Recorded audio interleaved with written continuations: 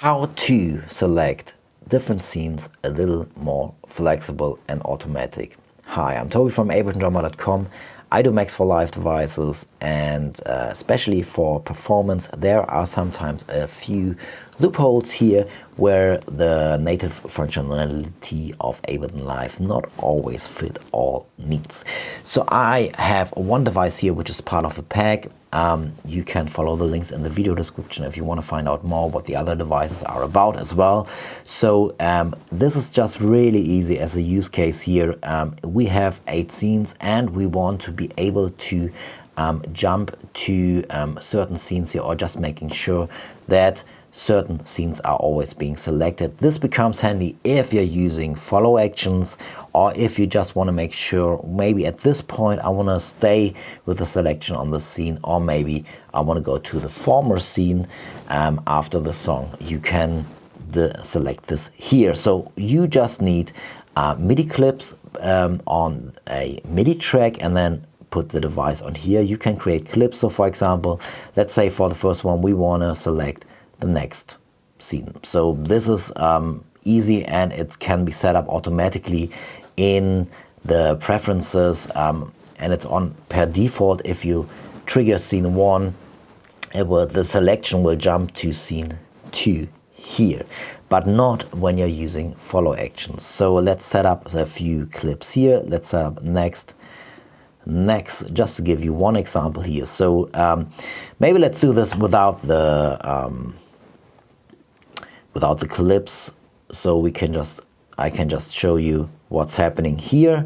So we have follow actions now being set up. So if we trigger the first one, you can see it's going to the next one, playing the second one, playing the third one, playing the fourth one, but the selection always stays on number 1. So if I just hit, and if I just mapped a key, for example, to trigger the currently selected scene, I can't make much use of that because I need the next scene, or I mean in the performing situation, what I now want to play next would be scene number 5. So I want to hit scene number 5 and I want the selection to move there automatically. So I can set this up with the device here. So I just create a few clips and I just select the clip slot where I want this to be selected. So for example, next, next, next.